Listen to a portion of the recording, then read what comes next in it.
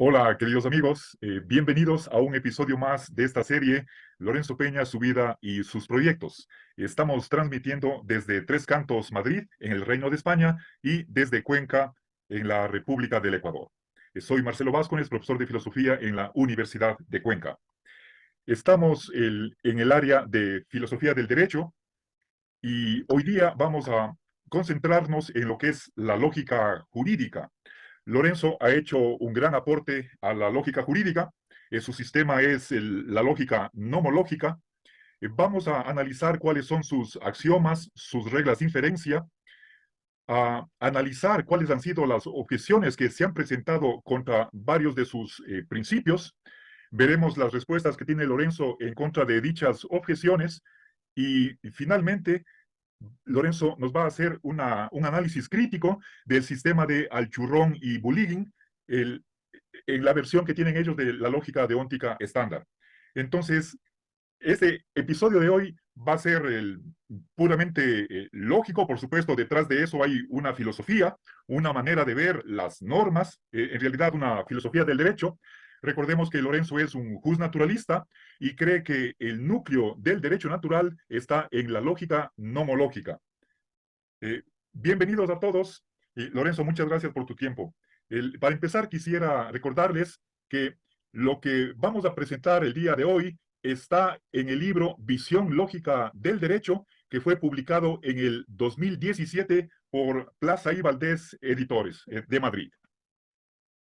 Querido Lorenzo, para empezar, quisiera que tú describas sucintamente, nos des una visión panorámica de cuál es la lógica nomológica que tú propones para no solo sistematizar el razonamiento jurídico, sino que hemos visto que la lógica tiene que ver con las relaciones generales que se dan entre hechos y normas o normas entre sí. Por favor, entonces, cuéntanos resumidamente cómo es el perfil característico de tu sistema de lógica jurídica. La lógica nomológica es sencillamente un estudio científico de las relaciones de implicación necesaria que se dan entre normas, o sea, situaciones normativas, y entre normas o situaciones normativas y situaciones fácticas. Es decir, que la, la lógica nomológica lo que hace es estudiar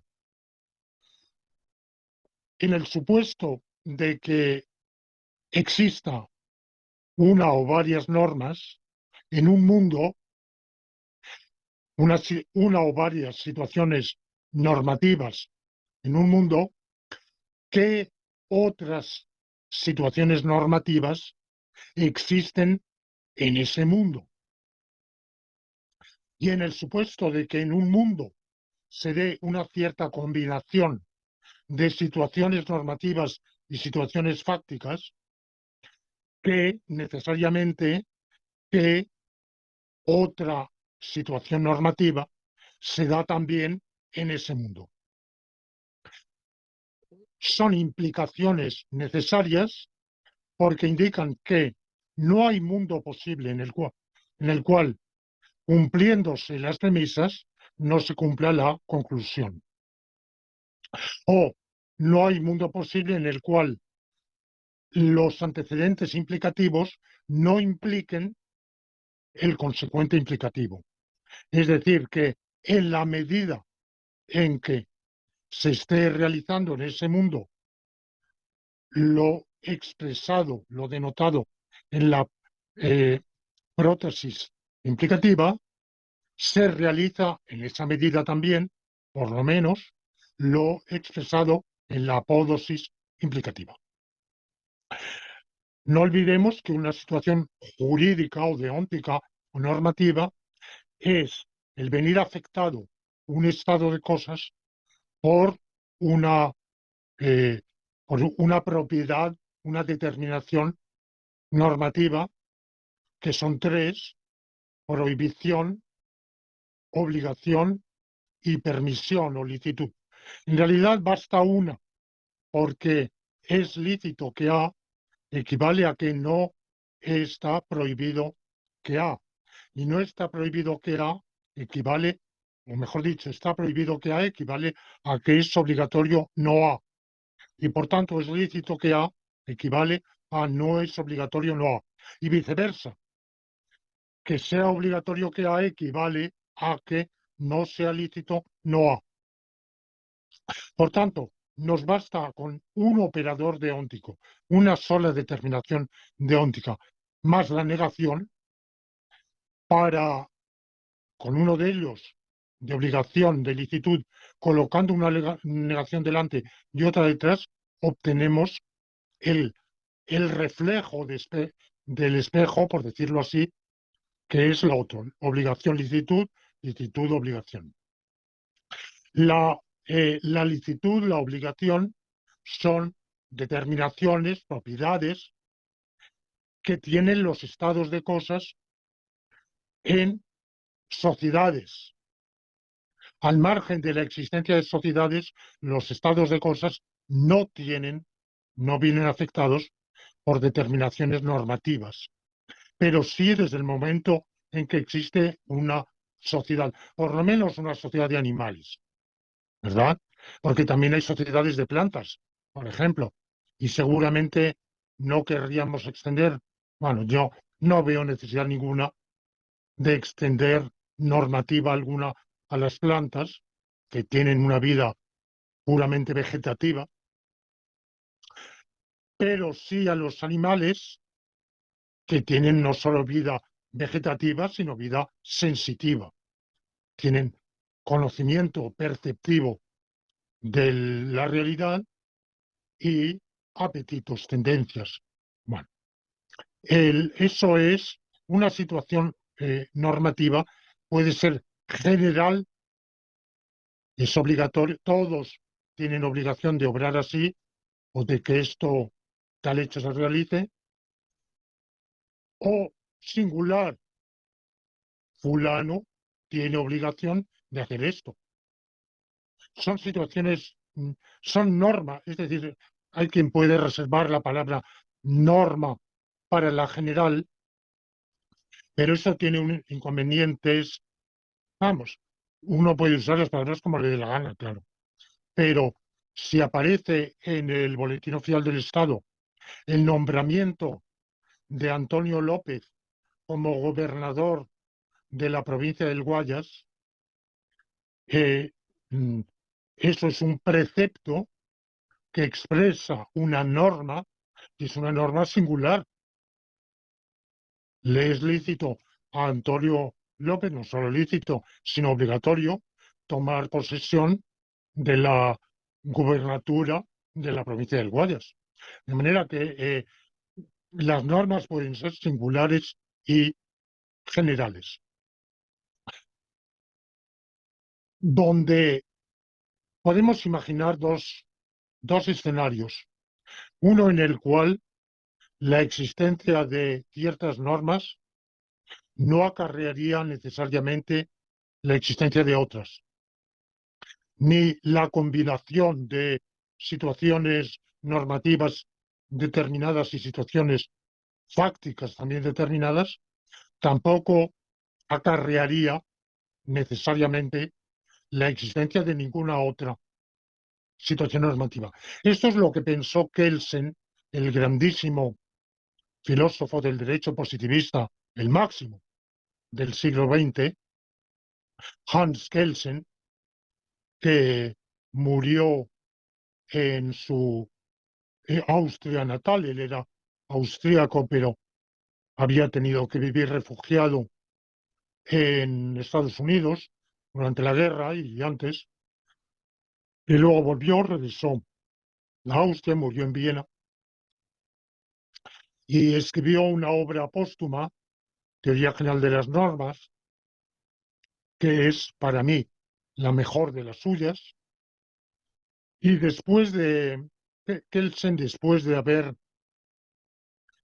estado adherido, quizás sin entusiasmo, pero porque el ambiente intelectual llevaba a ello, estado adherido durante un tiempo a la lógica deóntica estándar, de la cual no sé si tendremos tiempo de hablar hoy, si no lo dejaríamos para otra entrevista. Bueno, después de estar adherido a esa lógica que fundó von Wright, el finlandés von Wright en el año 1951, pero que ya antes estaba en embrión. Bueno, pues al final de sus días se convenció de que esa lógica no llevaba absolutamente a ninguna parte, que no servía absolutamente para nada el derecho, que incluso era contraproducente o absurda. Y entonces cayó en el nihilismo lógico. La actitud de Kelsen es ambivalente, porque por un lado en su correspondencia con un filósofo del derecho alemán que elaboró una lógica jurídica, pero vamos, que no es ninguna lógica deóntica en sentido estricto de la palabra, que es Ulrich Klug, eh, en su correspondencia con Klug, eh, mm, Kelsen le dijo, si tuviera que empezar mi carrera de nuevo, empezaría por la lógica matemática. Y sin embargo, paradójicamente, o en su ambivalencia, sostuvo que la lógica no era inútil para el derecho y que la existencia de una norma no implicaba la de ninguna otra. De manera que cuando el juez tiene a la vista el Código Penal que dice que el que mate a otro dolosamente, ¿se entiende?, será condenado a pena de privación de libertad de 10 a 15 años y con circunstancias agravantes a más. Y preside un juicio en el cual se ha demostrado, se ha probado que el acusado, eh, Ignacio Rioja, por ejemplo, eh, ha perpetrado un homicidio doloso. Entonces lo condena, es decir, expresa la fórmula, el acusado Ignacio Rioja está obligado a cumplir la pena de privación de libertad de 12 años. Por ejemplo. Para Kelsen, el juez está creando una nueva situación jurídica que no preexiste a su sentencia. En cambio, quienes creemos en la lógica nomológica, pensamos que el juez no está creando la situación, sino que la está reconociendo, la está expresando. La situación preexiste porque Ignacio Rioja, reo del delito de homicidio doloso, está obligado a cumplir esa pena. Y estaría obligado aunque el juez no lo reconociera. Es decir, en la práctica, si las instancias judiciales no lo reconocen, no podemos hacer nada, evidentemente. Pero si hay varios escalones y eso el fiscal, por ejemplo, imaginemos que lo absuelve, porque dice que concurren circunstancias eh, exculpatorias, y no es verdad, no concurren. Y en apelación el fiscal consigue la condena. No diríamos que es el tribunal de apelación el que crea la obligación, sino el que la reconoce. Bueno, y lo mismo si es en casación. Bueno, o sea que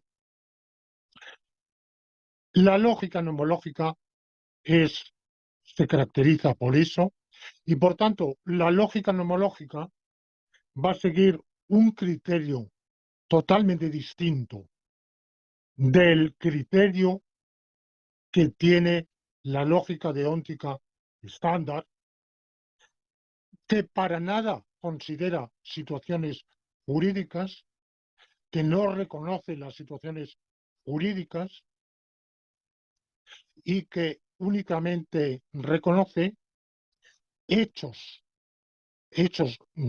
no, no situaciones normativas, sino hechos brutos o bien enunciados lingüísticos o actos de habla lingüísticos, que también son hechos brutos.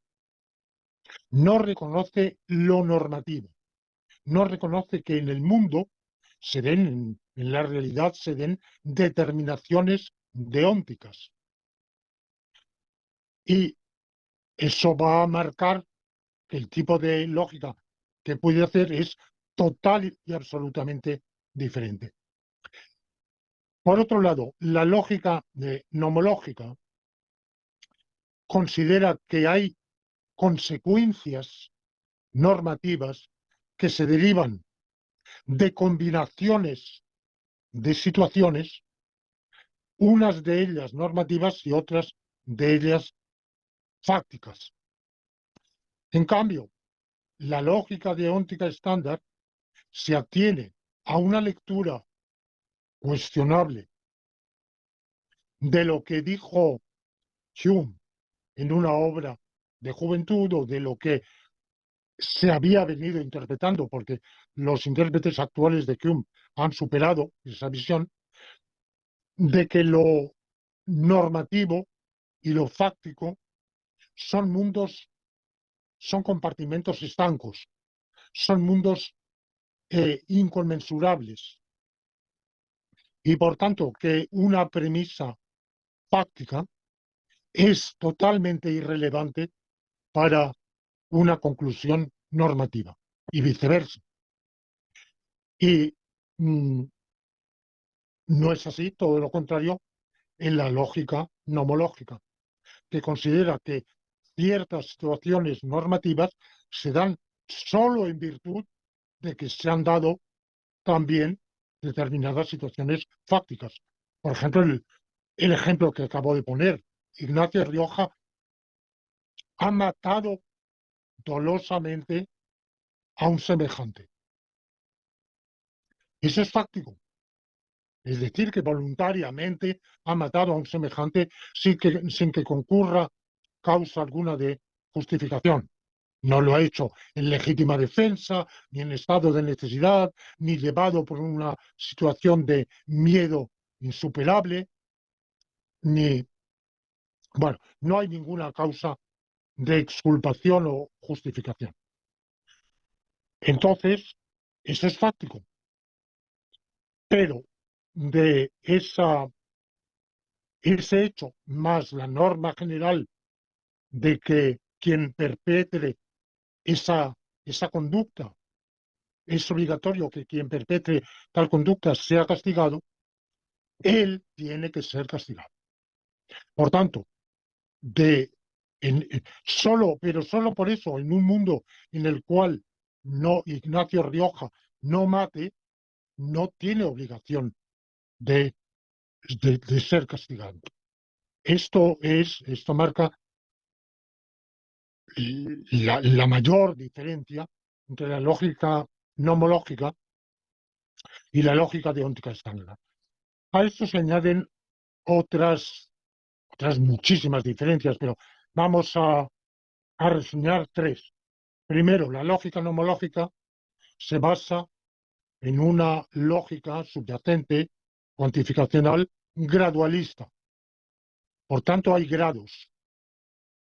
Segundo, la lógica nomológica se basa en una lógica subyacente cuantificacional paraconsistente, es más contradictorial, que permite ciertas contradicciones. De esto ya hablábamos en la entrevista anterior. Y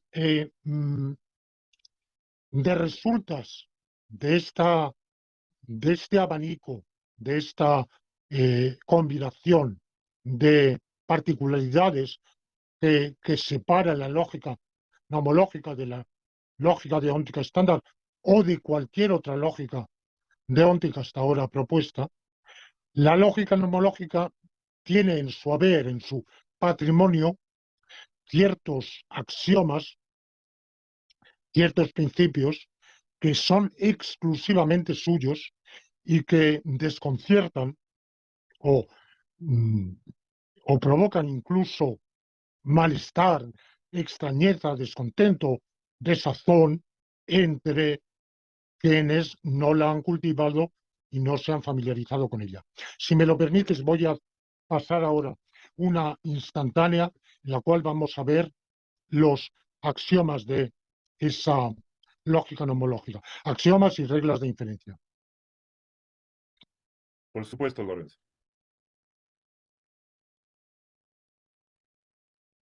Bueno, aquí tenemos 14 elementos, 7 a la derecha y 7 a la izquierda. Empezando de la primera fila, luego la segunda. En la primera fila a la izquierda tenemos lo que vamos a ver, que es el, el principio de que la regla de inferencia de que lo necesario es lícito. Es una regla que se puede enunciar de varios modos, con el latinajo ad impossibile nevo tenetur, nadie está obligado a lo imposible, es decir, de que algo, una situación, sea necesariamente así, se sigue que es lícita, porque si estuviera prohibida, pues estaríamos obligados a algo imposible. A la derecha, otra regla de inferencia que nos dice que si es eh, eh, necesariamente verdad que A implica B y B implica A, o sea que A y B son necesariamente equivalentes, se sigue que también hay una equivalencia entre la obligación de A y la obligación de B. Por eso decía yo, salir por la mañana vestido es lo mismo que salir vestido por la mañana. Entonces, si es obligatorio ser privado de libertad durante 15 años, es equivalente a estar encarcelado durante 15 años. Privado de libertad y encarcelado son equivalentes, por lo menos en la jerga jurídica.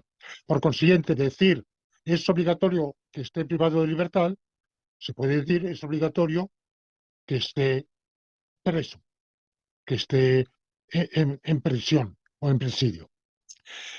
Paso a la segunda fila. Es una regla a la izquierda, es una regla de inferencia que en realidad podríamos decir es una meta regla de inferencia que nos dice que cuando la obligación de una conducta no se prueba, no se demuestra en el sistema jurídico en cuestión, esta regla es un secuente. Es decir, a la izquierda es una inferencia y a la derecha es una afirmación. Mejor dicho, a la izquierda es la negación de una inferencia. Cuando no se prueba la obligatoriedad de A, hemos de deducir la licitud de no A. Es el principio de permisión o regla de permisión. A la derecha está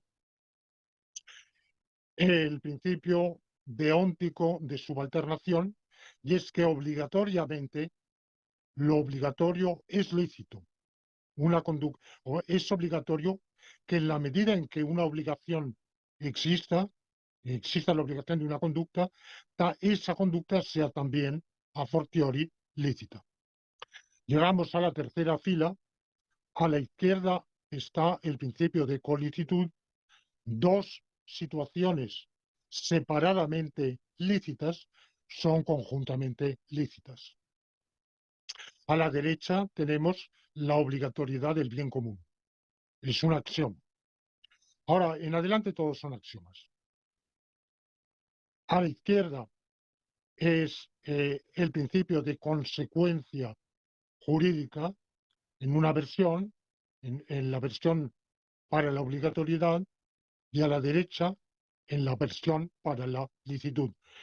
Para la obligatoriedad lo que nos dice es que, suponiendo que sea obligatorio que no se realice A más que en tanto en cuanto se realice también B, suponiéndolo, entonces solo es lícito A en la medida en que también se realice B. Para la derecha lo es similar, pero invirtiendo los operadores. Suponiendo que sea lícito no realizar A más que en tanto en cuanto se realice B, suponiendo eso, solo es obligatorio realizar A en la medida en que se cumpla B. Pasamos a eh, al renglón siguiente, que es un principio. Este principio está compartido con la lógica deóntica estándar, solo que cuando lleguemos a ella veremos que la lógica deóntica estándar propone una versión más fuerte. Esta es una versión debilitada. Es un principio de simplificación. Cuando es obligatorio realizar A y B, y de hecho se realiza A, es obligatorio realizar B. Y lo mismo a la derecha. Cuando es lícito realizar A y B, y de hecho se realiza A, entonces en esa medida es lícito realizar B. Este principio de simplificación en la lógica deóntica estándar quitamos, amputamos de la prótesis la conjunción y el A. O sea, dice simplemente, cuando es obligatorio A y B, también es obligatorio B, aunque no se realice A. Y lo mismo, cuando es obligatorio A y B, es obligatorio B, aunque no se realice A. Esa versión reforzada, por los motivos que cuando lleguemos a debatir la lógica deóntica estándar veremos, es rechazada en la lógica nomológica, que inicialmente la primera versión de la lógica nomológica abandonaba completamente estos dos principios de simplificación, y luego me di cuenta de que todos los contraejemplos que yo ponía sobreentendían que no se había realizado ninguno de los dos conjuntos, pero que los contraejemplos dejaban de valer cuando uno de los dos conjuntos se ha realizado. Renglón siguiente es la regla de opción lícita y de opción obligatoria. Suponiendo que sea lícito realizar la conducta A o la conducta B, y además la conducta A no se realice en absoluto, ni poco ni mucho, en esa medida es lícito realizar B. Y a la derecha lo mismo, opción obligatoria, siendo obligatorio realizar A o B, y además suponiendo que A no se realiza en absoluto, no queda otra solución sino la obligación de realizar B. En el último renglón tenemos dos axiomas que solo la lógica nomológica contiene, porque se expresan con functores conectivas que la lógica normal no contempla. La C cerilla está expresando nexo de causalidad, y esta letra de Thor, me parece que se llama, del alfabeto gótico, eh, mm, que es una especie de P aquí a la derecha con el palo vertical subido. Bueno, pues a la izquierda lo que dice es que en la medida en que un hecho cause otro, solo es lícito el primero en la medida en que también lo sea el segundo. Es decir, solo es lícito causar consecuencias causalmente lícitas. Es decir, solo cuando una acción tiene consecuencias prohibidas, consecuencias causales prohibidas, la acción está prohibida. A la derecha lo que nos dice es que Cuando una, una conducta, un hecho, impide otro, solo es lícito el primero en el supuesto en que el segundo esté prohibido. Es decir, cuando una acción no esté prohibida, es ilícito impedirla. Es el principio de no impedimento. Cuando alguien está en su derecho de hacer algo, impedírselo es ilícito. Bueno, este axioma, como otros, se puede formular por modus ponens y por modus tollens, tiene varias formulaciones, pero esto es lo que viene a decir. Quizá nuestros seguidores, si pueden, harían bien de sacar una instantánea, un snapshot de esta pantalla para, em, para la discusión que vamos a tener ahora de estas reglas y estos axiomas.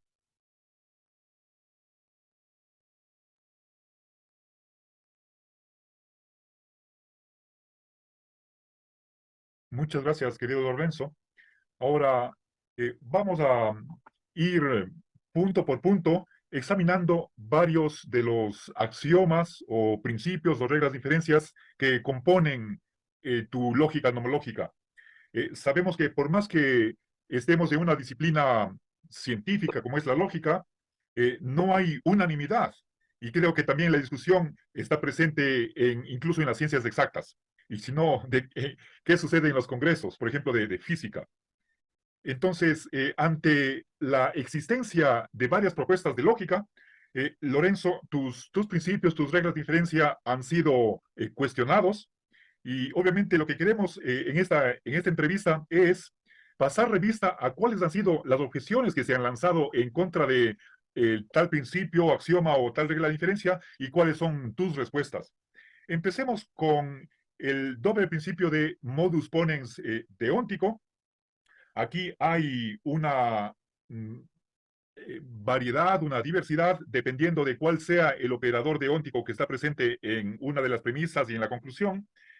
Entonces, por favor, quisiera que nos indiques cuál ha sido, bueno, en primer lugar, explica tú en qué consiste esta regla de diferencia o en la versión de principio, como tú elijas. Eh, ¿Qué razones o cuál es la razón en contra más importante que se ha lanzado contra este modus ponens deóntico y qué respuestas o qué respuesta das tú a favor de mantener el mismo? Bueno, vamos a ver. El principio del modus ponens deóntico, o lo que he llamado hace un momento consecuencia jurídica, en la fórmula que yo he dado quizá no es muy perspicua. Vamos a ver, para quien se ponga a hacer cálculo con lápiz y papel, enseguida dará con ello. Pero yo he dado esa formulación de que en la medida en que es obligatorio que A implique B, solo es lícito que A cuando se realice B, en la medida que se realice B. Pero para nuestro propósito voy a usar una formulación equivalente, demostrablemente equivalente, que es la siguiente. En la medida en que es obligatorio que A implique B, en esa medida sucederá que en la medida en que se realice A, será obligatorio B. Es decir, que en la medida en que A, en la medida en que obligatoriamente A implica B, A implica que sea obligatorio B. Y lo mismo para la licitud.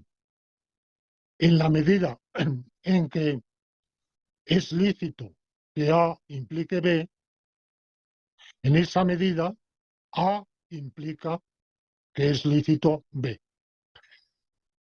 Eh, mm, ha habido tres objeciones. Primera objeción por emanada de quienes no están acostumbrados a la notación simbólica, que han dicho eso es una tautología. Decir es obligatorio que si Juan mata, Juan sea condenado, eso es lo mismo que decir, si Juan mata, Juan ha de ser condenado. Es decir, que, porque evidentemente en el habla corriente, muchas veces expresamos así. Decimos, por ejemplo, eh, si eh, tienes 2 euros y te regalan tres, necesariamente tienes cinco. Bueno, lo que queremos decir es que necesariamente, si tienes dos y te regalan tres, tendrás cinco.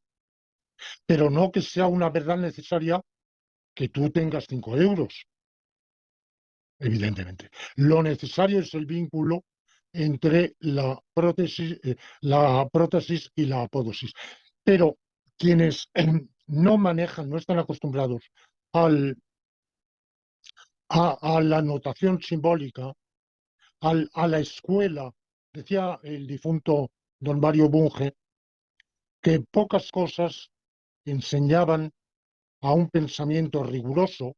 Él era un enemigo de todo el posmodernismo, filosofía continental y demás, yo también, y demás, bueno, no sé, jergas. Y él decía, o jerigonzas, él decía, nada enseña tanto a evitar ese tipo de discurso como el pasar por la escuela, por la disciplina de la lógica matemática. Bueno, pues esta, quienes han objetado eso, pues son personas que no tienen una noción de lo que es, por ejemplo, el alcance de un operador. Cosas que quienes hemos leído a Quine, estamos habituados a los debates de Russell, de David Lewis, de toda la filosofía analítica, sabemos perfectamente qué quiere decir el alcance de un operador. Si el operador, sea deóntico, sea modal, sea temporal, cualquier otro, sea doxástico, se prefija a una implicación o se prefija a la apódosis de la implicación. Bueno, esta ha sido la primera objeción, pero como los filósofos del derecho en su mayoría no han estudiado lógica matemática y los que la han estudiado ha sido tan por encima y tan superficialmente que no han meditado, pues bueno, no pueden incurrir en este error. Segunda objeción, que se resuelve, los problemas se resuelven colocando siempre el operador de obligación o de licitud solo en la apódosis. Pero no es lo mismo decir, si Juan mata, vuelvo a Ignacio Rioja, este pobre señor que me he inventado, si Ignacio, espero que no exista, si Ignacio Rioja mata, Ignacio, es obligatorio que si Ignacio Rioja mata, cumpla condena de encarcelamiento. Ellos consideran que es lo mismo que decir que si Ignacio Rioja mata, es obligatorio que cumpla encarcelamiento. Bueno, yo en mi libro esto lo discuto y pongo ejemplos. Por ejemplo, imaginemos que en Francia existía, la fue abrogado por eh, el presidente actual, Macron, un impuesto sobre el patrimonio. Las grandes fortunas tenían que pagar un impuesto sobre la fortuna. Digamos que los propietarios de bienes equivalentes a más de 1 millón de euros tenían que pagar un tanto por ciento de la fortuna anualmente, un 0,5, lo que fuera. Y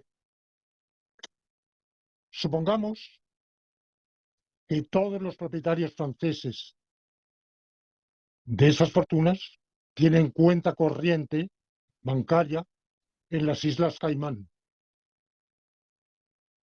Entonces es verdad que todos aquellos, y solo ellos, entonces sería verdad que todos aquellos que tienen cuenta corriente en las Islas Caimán han de pagar un impuesto del 0,5% de su fortuna.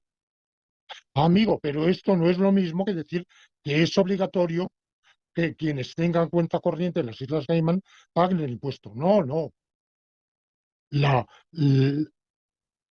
el condicional, si tienes cuenta corriente en las Islas Caimán, estás obligado a pagar el impuesto. Esto es verdad porque se da esa coincidencia.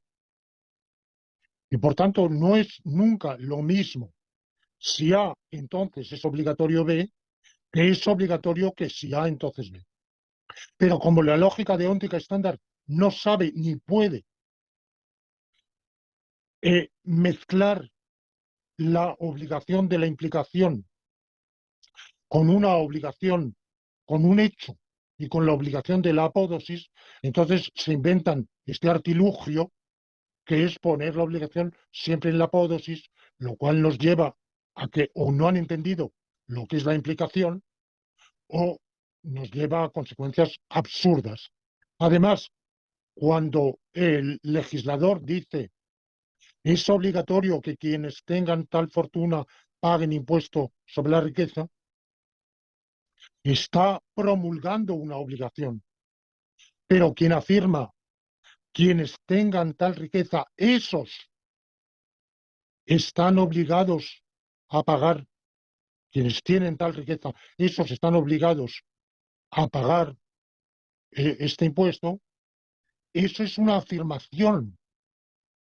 No, no lleva el operador de obligación prefijado. Y al no llevar el operador de obligación prefijado, es una afirmación fáctica. Y el legislador, cuando enuncia una oración puramente fáctica, no deóntica, no está promulgando nada, no está haciendo ningún acto legislativo. Por ejemplo, se ha dicho la Constitución española de 1812 afirma la religión católica es la única verdadera. Bueno, eso y otras muchas, ¿verdad? De aquella época. Bueno, eso es una afirmación, pero eh, evidentemente el constituyente no es infalible y, y cuando dice eso de la religión católica puede estar equivocado. Otra cosa es que mande que todos creamos o digamos que es verdadera. Eso entra en la, está estableciendo una obligación o que actuemos como si fuera obligatoria, que en cierto modo es el sentido que tiene esa afirmación constitucional, más que una convicción religiosa o filosófica o ideológica, está expresando la obligación de que los españoles se comporten como si creyeran que eso es así. Bueno, entonces esa es la segunda objeción. Y la tercera objeción, que es la más sensata de todas y que mm, cuando se me formuló en un congreso en Granada hace tiempo por unos lógicos deónticos holandeses, me, me hizo titubear. No encontré en ese momento el modo de dar una respuesta apropiada. Ellos me decían, bueno, si de premisas fácticas se pueden deducir conclusiones normativas, deónticas, o sea, si de una combinación de premisas, unas deónticas y otras fácticas, se puede extraer una conclusión deóntica, entonces, de premisa, por modus tollens, de premisas deónticas se podrá extraer una conclusión fáctica.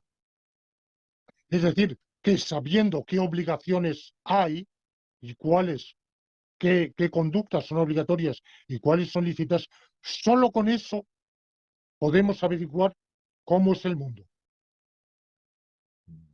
Entonces, eso plantea la dificultad de que normalmente pensamos que para saber cómo es el mundo hay que estudiarlo empíricamente. Ahora bien, según el principio de consecuencia jurídica o modus ponens deóntico, supongamos que es obligatorio que quien mate dolosamente cumpla condena de privación de libertad de 10 a 15 años. Y de ahí inferimos que en la medida en que Ignacio Rioja mata dolosamente a otro, tiene obligación de cumplir esa condena. Ahora tomemos las dos premisas siguientes. Es obligatorio que quien mate a otro cumpla condena de privación de libertad. Y Ignacio Rioja no tiene obligación de ser privado de libertad. Son dos premisas ambas deónticas. Con ellas podemos concluir que Ignacio Rioja no ha matado. Es decir, que averiguamos cómo es el mundo a partir de premisas puramente deónticas. Y esto, dicen estos lógicos deónticos, esto no vale, porque entonces una vía para averiguar cómo es el mundo sería averiguar cuáles son las situaciones normativas. Bueno, pues mi respuesta es que efectivamente, si esas dos premisas normativas son ambas verdaderas, efectivamente es seguro que Juan o Ignacio Rioja no ha matado a otro dolosamente. O si lo ha hecho es con circunstancias que eximen la responsabilidad criminal. ¿Por qué? Porque una de dos, o las dos situaciones normativas, una de las dos situaciones normativas no se da, o si se da, entonces es que se ha dado la situación fáctica. Y si imaginamos a lo que Kelsen decía, cuando el juez condena, crea una situación nueva, no la declara, la crea. Bueno, pues si imaginamos eso, el juez está derogando la norma general. Supongamos que el juez absuelve a Ignacio Rioja. ¿Y qué dice en su sentencia? Se ha demostrado que Ignacio Rioja ha ha matado dolosamente a la víctima. Pero así y todo, lo absuelvo y no está obligado a cumplir condena. Bueno, pues si al emitir esa sentencia el juez está creando una norma que exonera de esa obligación a Ignacio Rioja, el juez se está comportando como legislador y está abrogando la norma general de que todo aquel que perpetre homicidio doloso está bien obligado a ser privado de libertad. Lo contrario es ilógico, es decir, un sistema normativo que permitiera la norma general es obligatorio que el homicida sea privado de libertad y la norma especial o singular, tal individuo, no, aun siendo homicida, no está obligado a ser privado de libertad, una combinación semejante de hechos y situaciones normativas es ilógica. Y por tanto, en ese entramado no hay lógica ninguna. De suceder eso no hay ordenamiento jurídico. Hay una amalgama de normas amontonadas, yuxtapuestas, en conflicto absoluto entre sí, que es imposible que es imposible realizar una, una combinación semejante de normas y hechos. Es, es simplemente un mundo eh, sin, sin, sin un entramado, sin un engarce entre las situaciones normativas y las situaciones fácticas. Y por tanto, en, en esa sociedad el derecho no sirve absolutamente para nada. La norma general es completamente irrelevante. O lo mismo pasa si él es el propio legislador, si él es el legislador el que impone que todos los dueños de fortunas superiores a 1.000 millones de euros paguen un impuesto anual del 0,5% de su fortuna y exonera a don eh, Ezequiel eh, Peñalba de, de pagar ese, ese impuesto, pero resulta que don Ezequiel Peñalba es dueño de una fortuna superior a 1.000 millones de euros, pues lo que diríamos es que podemos tener varias soluciones. Una de ellas es que hay que reinterpretar la obligación general con esa excepción. El principio de lex specialis, es decir, hay que entender la legislación en su conjunto diciendo todo aquel que sin ser Ezequiel Peñalba sea dueño de una fortuna superior a 1.000 millones, está obligado, vamos, pagará este impuesto. O bien, si no, o bien aplicamos el principio del ex posterior, si es después de haber promulgado la obligación general, cuando el legislador promulga la exoneración, consideramos que la norma posterior parcialmente deroga la anterior. O bien, si no aceptamos nada de eso, pues sencillamente el legislador es ilógico y eso ya no es un sistema, no es un ordenamiento jurídico, sino que es un amontonamiento de normas que no guardan entre sí trabazón y por tanto que no sirven al bien común. Un ordenamiento jurídico es un entramado de normas que mal que bien, tendencialmente, imperfectamente, imperfectísimamente, quizá sirve al bien común o tiende a servir al bien común. Pero si permitimos una colisión tan estruendosa y absoluta entre las normas jurídicas, pues sencillamente ahí no hay ordenamiento jurídico. Puede haber cúmulos de normas que no se ajusten a la lógica nomológica. Sí, ¿por qué no?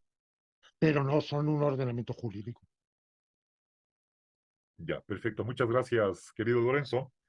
Pasemos a un siguiente principio que se lo conoce con el nombre de colicitud, que también ha sido discutido en la literatura de la lógica jurídica y es uno de los cuales tú defiendes y seguramente, bueno, tú ya lo expresaste con ese latinajo. Por favor, ¿podrías explicar en qué consiste este principio, cuál es la razón en contra y por qué crees tú que se lo debe reivindicar? El principio de colicitud nos dice que en la medida en que tenemos derecho a hacer una cosa y tenemos derecho a hacer otra cosa, tenemos los dos derechos de A y de B, en esa medida tenemos el derecho a hacer A y B. Y también en ese mismo Congreso de Granada, esos mismos lógicos holandeses me objetaron, bueno, yo tengo derecho a casarme con Adela, bueno, el ejemplo que ellos ponían era otro, y tengo derecho a casarme con Lucía, pero no tengo derecho a casarme con Adela y con Lucía. Entonces ahí sí les contesté y dijo, es que no es verdad, porque para que yo tenga no tengo derecho a casarme con Adela. El derecho a casarme con Adela es condicional a lo siguiente. Primero, que esté soltero, que Adela esté soltera, que no me dé ningún impedimento legal, por ejemplo, que seamos hermanos, em, o que no tengamos la edad preceptuada por la legislación, o que no me dé ningún otro eh, impedimento legal. Y si yo me caso con Adela, ya no estoy soltero y ya no puedo casarme con Lucía porque pasa lo mismo con Lucía. Claro, a ellos no se les ocurrió poner otro contraejemplo más elaborado que sería decir, y no me puedo casar simultáneamente por poderes con Adela y con Lucía, como los dos actos de casamiento se realizan a la vez en el mismo instante con Adela y con Lucía por poderes, en la, cuando me caso con Adela estoy soltero y cuando me caso con Lucía estoy soltero, pero porque ambos suceden a las 13 horas, 8 minutos, 2 segundos del 1 de noviembre de tal día, y, mm, y entonces el resultado es que de dos acciones lícitas sale algo ilícito. Por supuesto, he puesto un ejemplo rebuscadísimo, rocambolesco, pero además imposible, porque cuando se entiende estar soltero, es estar soltero antes de el acto jurídico de casamiento y a todo lo largo de la realización del acto jurídico de casamiento.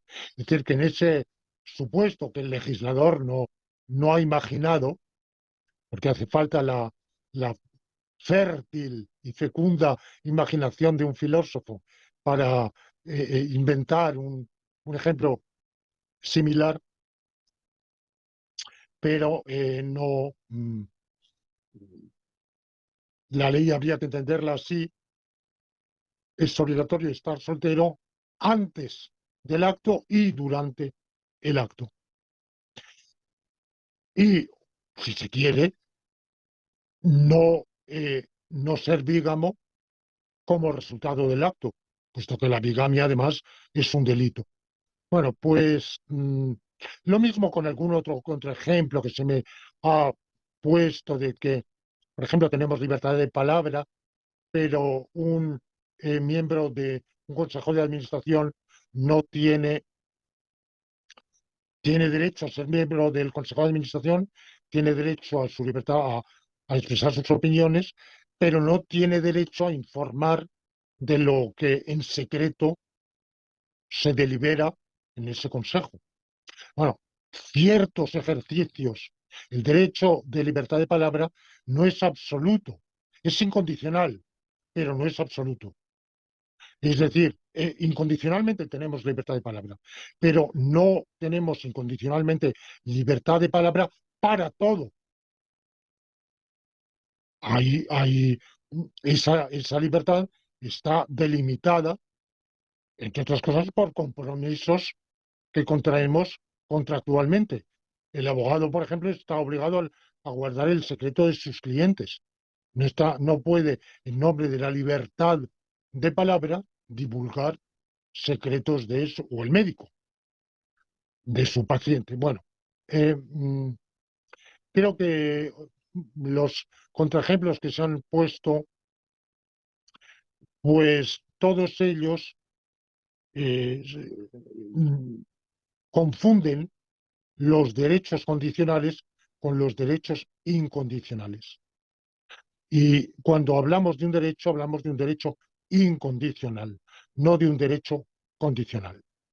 Eh, Decimos, bueno, yo tengo derecho a ganar tal oposición a cátedra. Yo he puesto son banalidades que suelen decirse. No, usted no tiene derecho a ganar las oposiciones. Tiene derecho todo lo más a presentarse, si es que cumple las condiciones legales, a presentar su candidatura, pero no tiene derecho a ganar. El condenado no tiene derecho a ser absuelto. No, tiene derecho a defender su inocencia o alegar circunstancias exoneratorias y pedir la absolución, pero incondicionalmente no tiene derecho a ser absuelto. Y así sucesivamente. Otro contraejemplo que no me han puesto, pero porque no han tirado de lápiz y papel para, para, para verla por modus tollens lo que se sigue, es una objeción que yo mismo me pongo, y es que el principio de colicitud acarrea por modus tollens un principio de obligación alternativa, que nos dice lo siguiente: en la medida en que sea obligatorio A o B, o bien es obligatorio A o bien es obligatorio B. Y esto podría objetarse diciendo, bueno, vamos a ver, yo tengo obligación de hacer mi declaración de la renta en abril o en mayo. La ley del impuesto a la renta me obliga a hacer declaración en abril o mayo. Es obligatorio hacerla en abril o mayo. Por tanto, o bien es obligatorio hacerla en abril o bien es obligatorio hacerla en mayo. Y pueden contestarme, no, no, señor mío, ni es obligatorio hacerla en abril, ni es obligatorio hacerla en mayo, porque lo único que obligatorio es hacerla en abril o mayo. Respondo que eso es así en abstracto, pero no en concreto. En concreto, si es obligatorio hacerla en abril o mayo y pasa el mes de abril y yo no la he hecho, tengo obligación de hacerla en mayo. O bien, si es obligatorio hacerla en abril o mayo, pero yo en mayo no lo haré, entre otras cosas, porque me lo voy a tomar, es un mes que voy a estar de vacaciones y no voy a tener acceso a ningún dispositivo electrónico u otro desde el cual pueda hacer la declaración por Internet, y voy a estar viviendo en una isla de las Lucayas donde no hay fuera del mundo, porque quiero pasar un mes aislado, o en las islas de Andamán, en el Golfo de Bengala.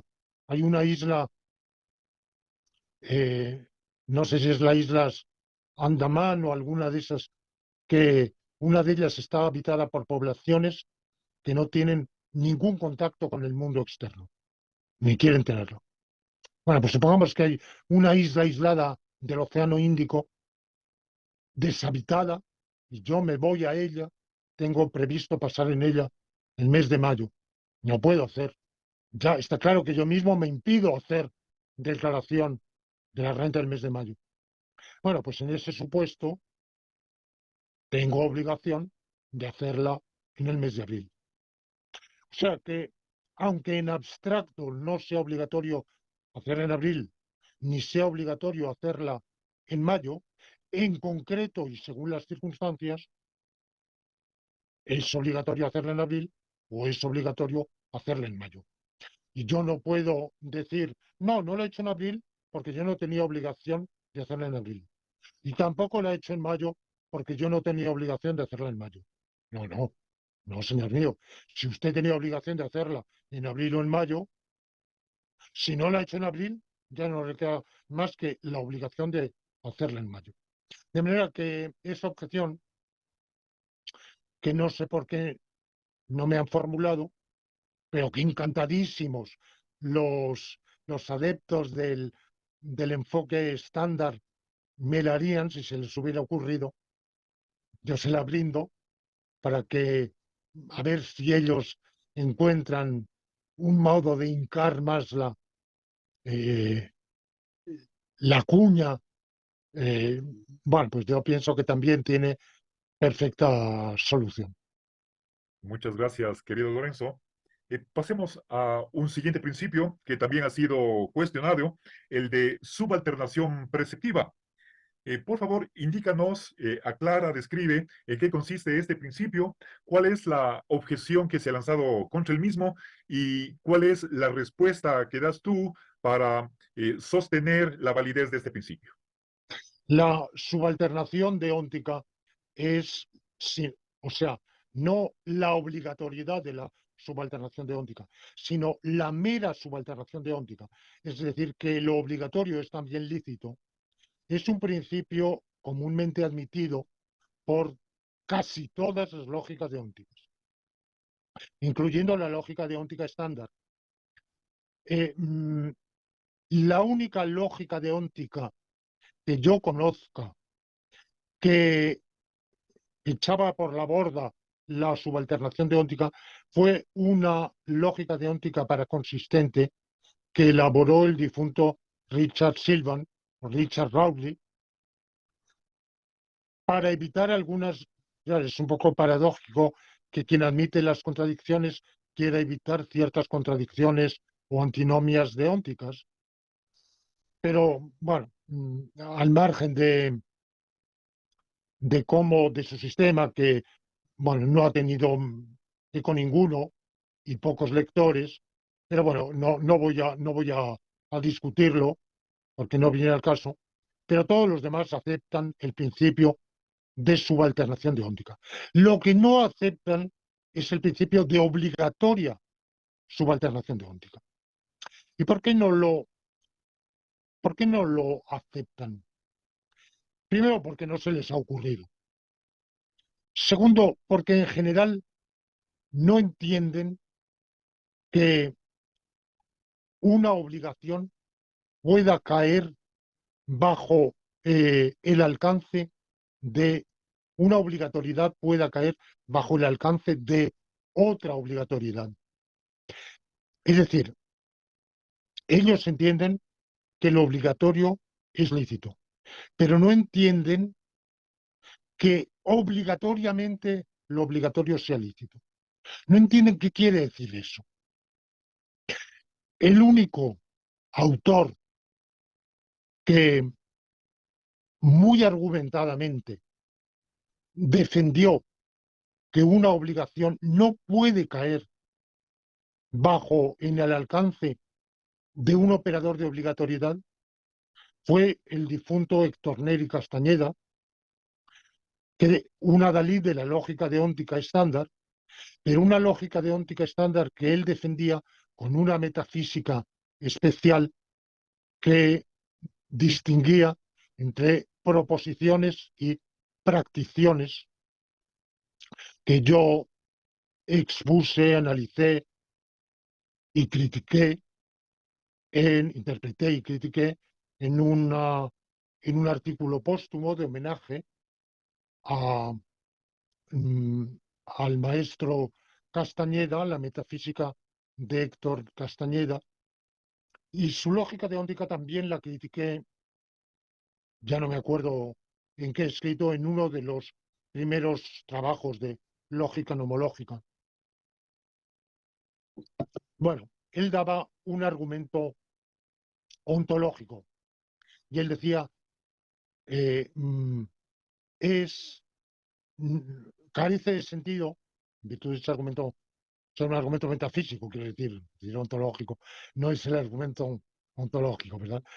Un argumento metafísico que decía, la obligatoriedad solo puede recaer sobre una practición, pero la obligatoriedad de una practición ya no es una practición y por tanto no puede caer bajo una obligatoriedad.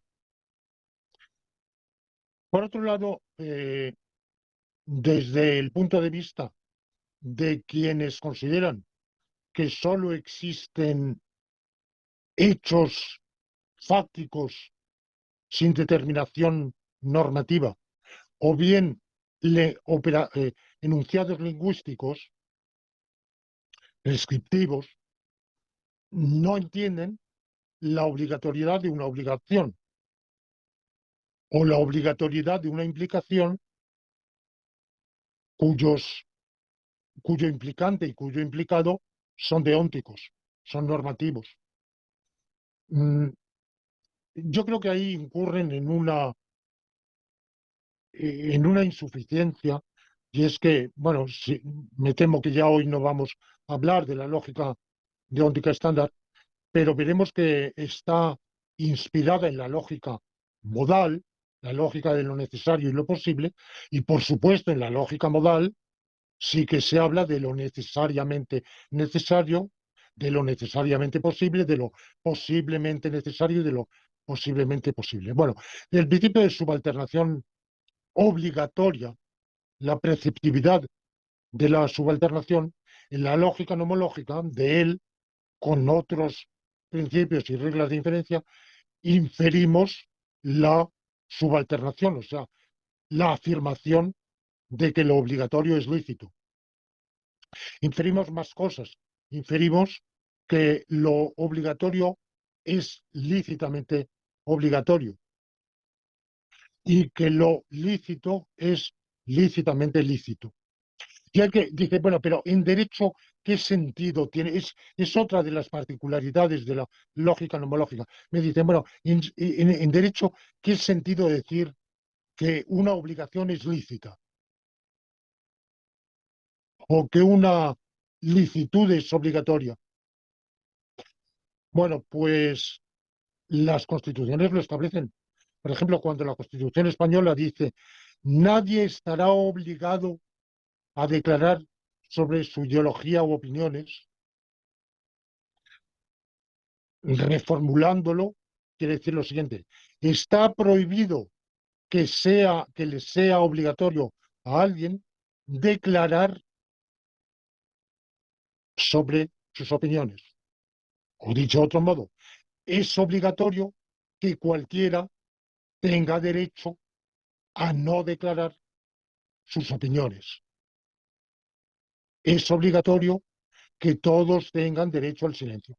O cuando los preceptos del derecho internacional privado español dicen el tribunal dará ejecución a la sentencia de un tribunal extranjero en tales cuando la obligación sea lícita en España.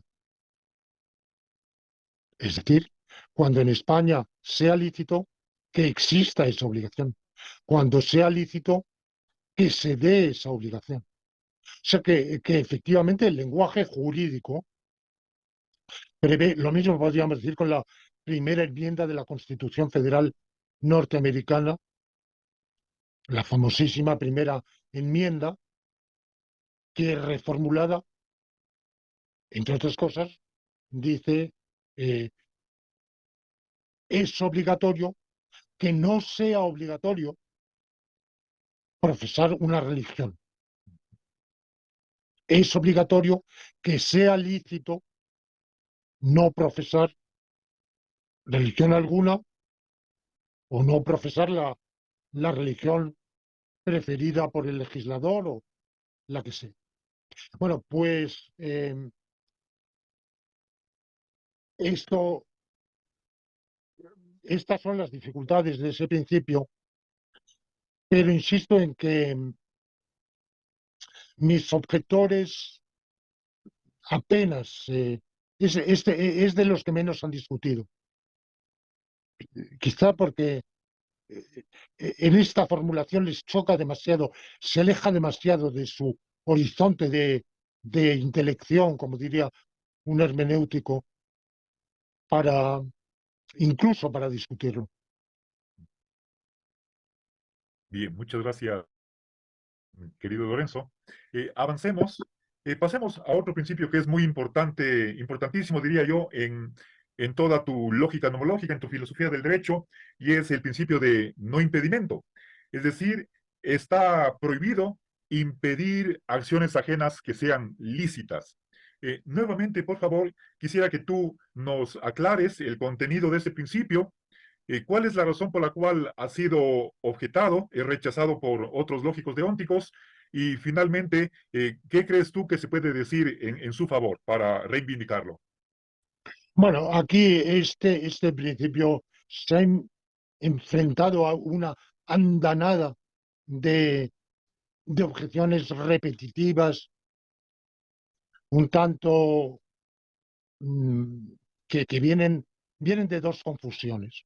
Primero, de qué significa impedir. Y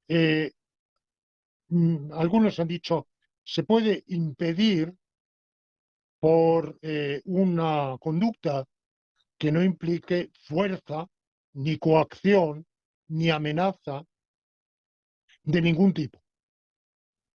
Por ejemplo, yo tengo derecho a sentarme en el banco del paseo o en el banco del parque, pero llega alguien delante de mí, se sienta y me impide, de ese modo, me impide sentarme. Bueno, eso es impedir. Evidentemente que no. Cuando hablo de impedir, lo entiendo en sentido estricto, fuerte, de uso de violencia, de fuerza, de coacción o de otra conducta, aunque sea omisiva, que por las circunstancias del caso equivalen a una coacción. Por ejemplo, supongamos que a un prisionero se lo, no se le facilita comida y si le impide comer, decir, bueno, se le impide, simplemente no se le ha dado comida. Bueno, pero dado que está preso, dado que está en la celda, si no se da la comida, está claro que se lo mata de hambre. La omisión equivale, es una acción, es una comisión por omisión. Y así hay otras muchísimas circunstancias.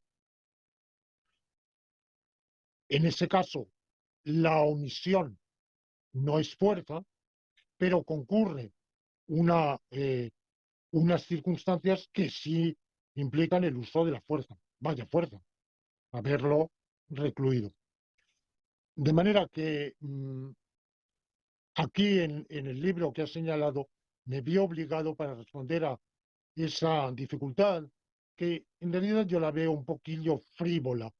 Eh, decir, bueno, se puede impedir sin ser por la fuerza, se puede impedir buenamente, se puede... Y me dediqué a un estudio lexicográfico con usos del verbo impedir y sinónimos en inglés, francés y sus equivalentes en inglés, francés, de algún otro idioma. Creo que algo dije de alemán, ya no me acuerdo de cuáles. Y entonces estaba claro que si bien puede haber usos impropios, indebidos, eh, mm, metafóricos del verbo impedir, el sentido propio y normal es el de obstaculizar colocando obstáculos que impliquen un uso físico, una acción física. Por tanto, un uso de, como mínimo, fuerza en las cosas. Segundo, cuando se dice, bueno, se puede impedir a alguien hacer algo que la ley no le prohíbe. Pero, amigo mío, insisto, no se trata de lo que diga o deje de decir la ley. La ley por sí sola no determina las situaciones jurídicas. Determina algunas, pero no todas. Precisamente el principio de consecuencia jurídica, gracias al principio de consecuencia jurídica, hay situaciones jurídicas, situaciones normativas, que dependen no solo de la ley, sino también de que situaciones fácticas se den. Y como está prohibido agredir a otro, y donde quiera que esté sentado otro, si yo me siento encima de él, es una agresión, pues eso quiere decir que yo no tenía ese presunto derecho a sentarme en el banco. Tengo el derecho a sentarme en el banco si está desocupado, pero no si está ocupado. O llegamos a la clase y cada alumno tiene derecho a sentarse en la silla que quiera. Bueno, vamos a ver. Se sobreentiende mientras esté desocupada, no cuando otro se haya adelantado y la haya ocupado. O si subimos al autobús, que siéntese donde quiera, a donde quiera que esté vacío. No me puedo sentar encima de un pasajero y decir, ah, no, el conductor me ha dicho que me siente donde quiera.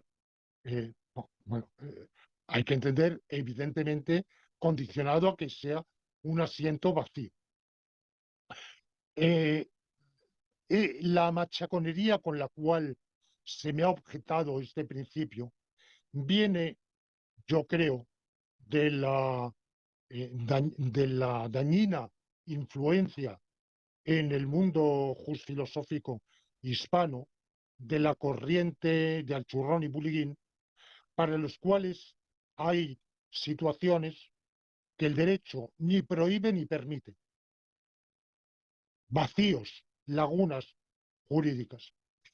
Y claro, ¿qué pasa? Si admitimos el principio de no impedimento, pues decimos, toda conducta o bien está prohibida o bien está prohibido impedirla, que es lo que viene a decir con otros, es una consecuencia del principio de no impedimento. Cualquier conducta posible, o bien el derecho, la situación, el ordenamiento jurídico, tal como se da en concreto en este momento, lo prohíbe, o bien prohíbe impedirlo. Impedirlo por uso de la fuerza, coacción o fuerza en las cosas o acción física impeditiva. Este principio no lo he inventado yo, lo he encontrado rebuscando en plan erudito en San Isidoro de Sevilla en el siglo VII, o sea, hace 23, 24 siglos.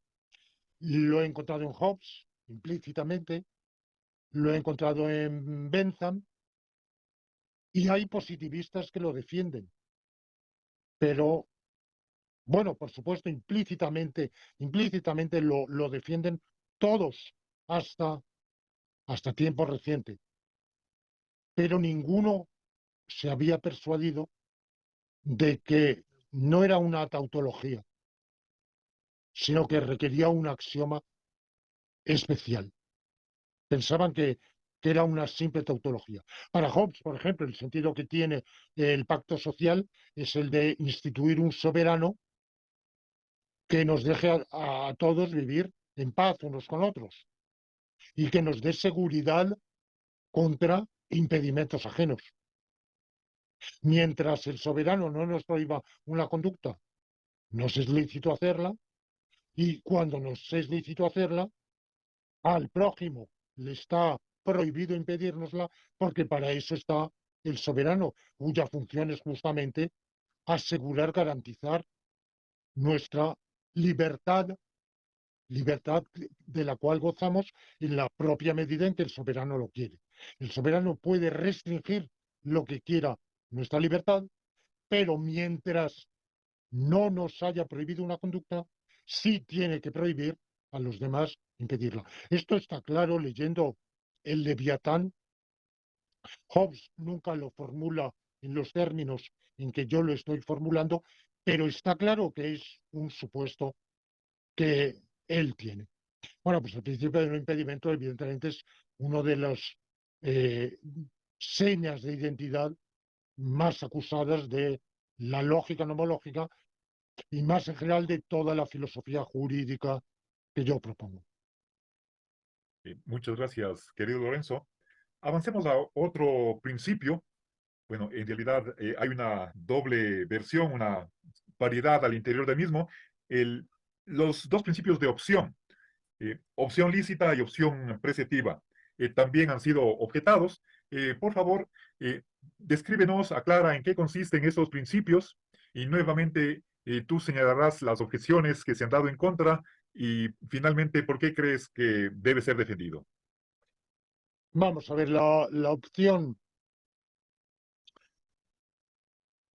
Son principios muy relacionados con el modus ponens implicativo. En realidad vienen a ser lo mismo que el modus ponens implicativo, solo que para el condicional, no para el implicativo, sino para el condicional. Y una formulación alternativa, quizá más visible, o sea, insisto, con lápiz y papel, alguien que eche mano a lápiz y papel enseguida lo demuestra. Una versión que voy a dar alternativa, condicional, dice lo siguiente: siendo obligatorio, en la medida en que sea obligatorio que si A, entonces B, en esa medida si A es obligatorio que B. Y lo mismo para la licitud.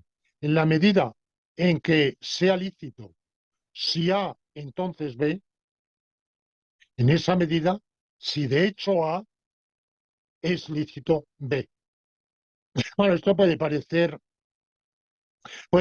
formulaciones un poco diferentes de la que leí cuando expuse la lista, pero es equivalente, es demostrablemente equivalente. Bueno, tengo que decir a su favor lo mismo que he dicho del modus ponens implicativo. Es obligatorio que si eh, mm, artículo 1902 del Código Civil Español, el que con daño, con dolo o negligencia cause un daño a otro,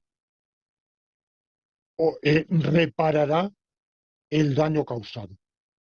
O sea, es obligatorio que si alguien voluntariamente o por negligencia causa un daño, lo repare. Por consiguiente, si alguien causa un daño, voluntariamente o por negligencia, tiene obligación de repararlo. Lo mismo, eh, si es lícito, supongamos que es lícito que quien mm, perciba menos de 500 euros, menos de 1.000 euros al mes, se abstenga de hacer declaración de la renta. Entonces, supongamos que Ignacio efectivamente gana menos de 1.000 euros al mes, concluimos, por consiguiente, Ignacio le es lícito no hacer declaración de la renta. Esto, de nuevo, ha sido impugnado por quienes dicen que lo deóntico y lo fáctico no han de mezclarse, que nunca han de concluirse, han de extraerse conclusiones normativas de premisas fácticas, ni siquiera cuando esas premisas fácticas vayan asociadas a otras premisas normativas, ni a la inversa. Porque claro, de nuevo, con este principio podemos, por modus tollens, llegar a lo mismo.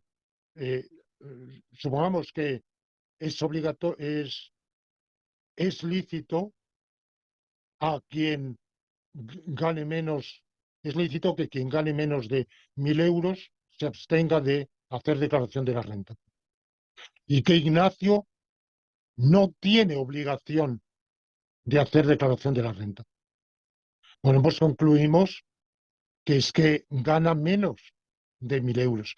Y de nuevo pueden objetarme, o sea que usted averigua cómo es el mundo, se entera de cómo es el mundo, no eh, mirando la hoja de paga de Ignacio o atisbando su cuenta bancaria o siguiéndolo hasta la cola donde percibe el cheque, sino que se entera a partir de premisas puramente normativas, claro, porque esas dos premisas normativas es lícito que quien gane menos de tanto no haga eh, declaración e Ignacio tiene obligación de hacer declaración, pues yo concluyo que no, que Ignacio gana más que eso.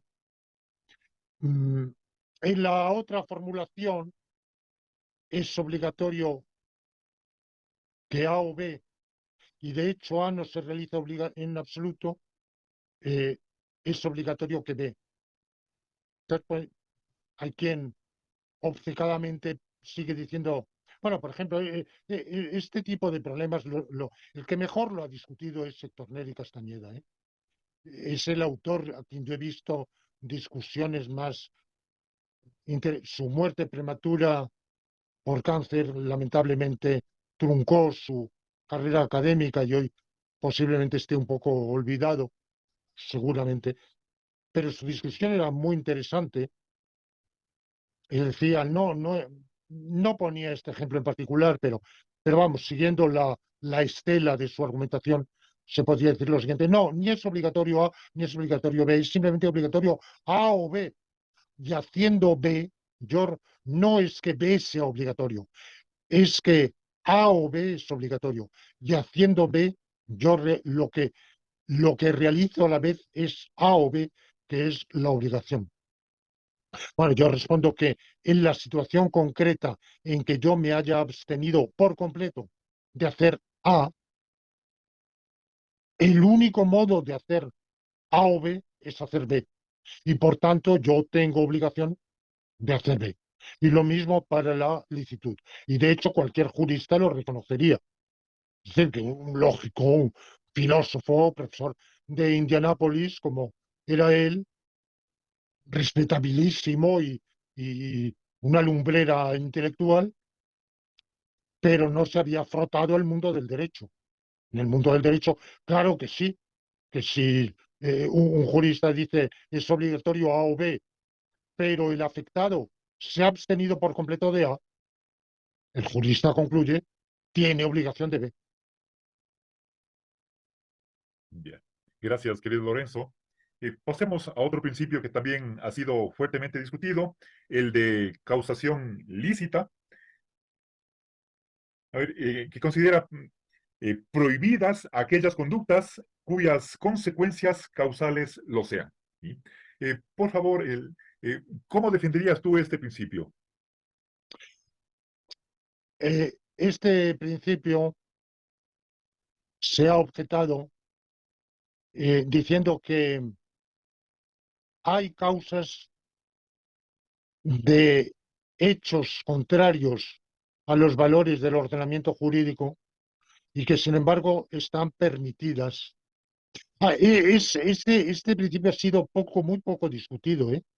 Es curioso, por ejemplo, que en la defensa de mi tesis doctoral, en que venían todos estos, este mismo elenco que he presentado, está en mi tesis doctoral jurídica, y nadie dijo nada de este principio.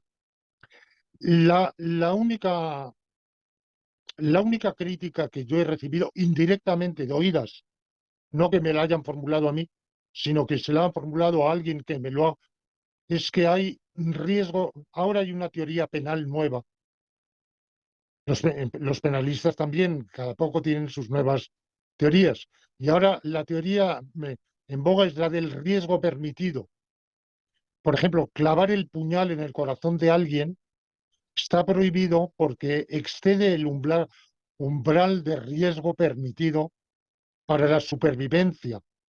Porque evidentemente se puede clavar un puñal en el corazón de alguien y ese alguien sobrevive. No cabe duda de que si se clava el puñal en el corazón de alguien, solo puede ser con intención de matarlo, por tanto, de que no siga viviendo. Pero el homicida puede fracasar, homicidio fallido, no tiene destreza, fuerza, o el cuchillo estaba mellado, el puñal, bueno, o eh, cualquier circunstancia. Y, pero ellos hablan del riesgo permitido. Entonces, por ejemplo, conducir por la carretera con los ojos vendados es una conducta que puede causar y probablemente causará accidentes quizá mortales, lesiones. Eh, la ley la prohíbe, pero hay conducciones que están permitidas por la ley y que sin embargo también pueden causar esos accidentes mortales. Entonces, hay causas de hechos de suyo ilícitos, porque la consecuencia es la misma. No podemos decir una consecuencia es lícita y la otra es ilícita. Y en unos casos la conducción es lícita y en otros es ilícita. Por ejemplo, está demostrado que rebajando el- la velocidad máxima autorizada en carretera en 10 kilómetros, disminuye el número de accidentes mortales. En Francia hace unos años se rebajó. Sin embargo, hubo tales protestas masivas que el legislador dio marcha atrás y volvió a autorizar a poner el límite anterior. Y aumentaron los accidentes mortales. Claro, alguien puede decir, o sea, que los franceses prefieren correr mayor riesgo de morir, de, de sufrir un accidente mortal en carretera, con tal de poder correr más. Bueno, pues sí, será racional o irracional, pero es así. Y se puede decir, evidentemente, eso quiere decir que algunos de los accidentes mortales son causados por conducir a esa mayor velocidad. Y sin embargo, ahora está permitido. Estuvo prohibido durante un año, unos meses. No estaba, no estaba prohibido antes ni está prohibido ahora. Estuvo prohibido solo durante unos meses. Bueno, yo pienso que este tipo de dificultades se, se contestan eh, diciendo que en esos supuestos la consecuencia es lícita. La ley, aunque nos parezca mal, permite causar esas muertes y por tanto permite ese resultado.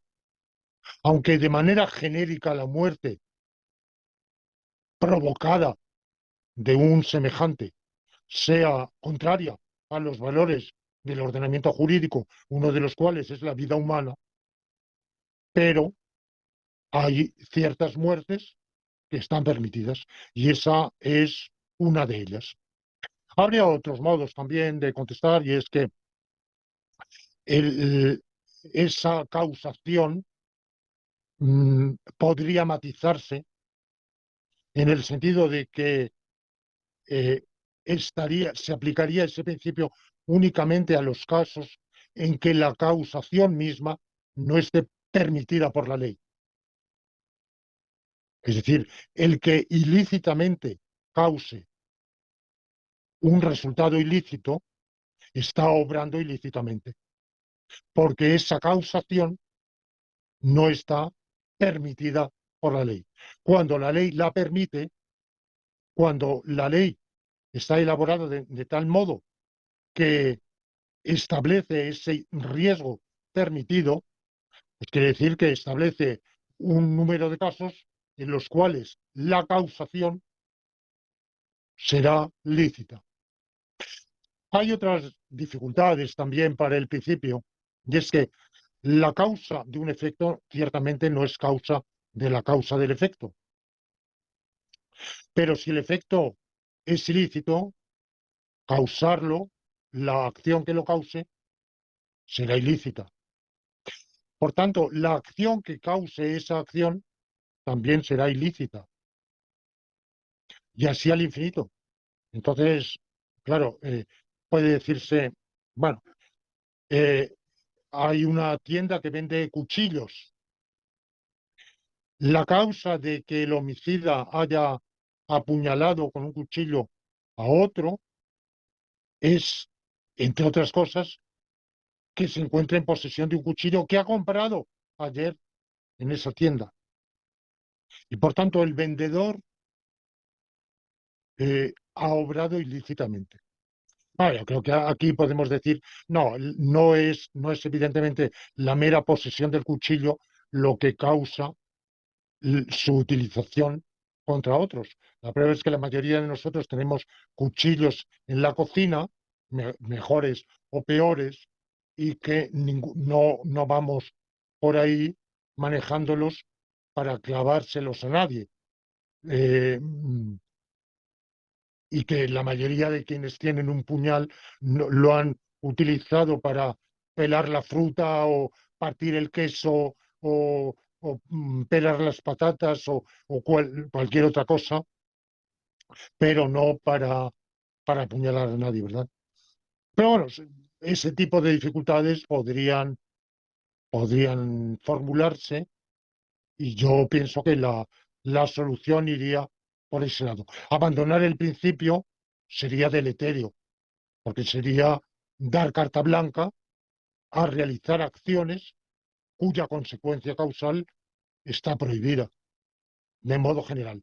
O sea que si bien acepto que quizá el principio pueda merecer un esclarecimiento, pueda ser menesteroso de precisiones sobre el tipo de causación eh, pertinente, eh, pero de ningún modo puedo aceptar que abandonar el principio sin más pueda constituir una solución. De hecho, eh, jurídicamente sería inadmisible. Vamos, este artículo que acabo de citar del Código Civil Español, que tiene equivalente en todos los del mundo, el que cause, es obligatorio que quien cause daño lo repare, es decir, que mm, eh, todo, si el ser privado de un bien o ser privado del disfrute de un derecho o de un interés legítimo está causado por una acción, esa acción es ilícita y por tanto sancionada. Sancionada como mínimo por el Código Civil con una sanción de reparación. Y en ciertos casos por otro tipo de sanción más fuerte. Muchas gracias, querido Lorenzo. El- Tenía preparado, querido Lorenzo, un par de preguntas más en este cuestionario de la presente entrevista, pero debido a la extensión que ha tenido hasta el presente, me parece que vamos a postergar las dos últimas preguntas para el próximo domingo. Entonces, te agradezco mucho y a ustedes, queridos amigos, les extiendo la invitación para que nos acompañen en una próxima entrevista en la cual terminaremos esta temática de la lógica jurídica. Muchas gracias. Gracias, querido Lorenzo.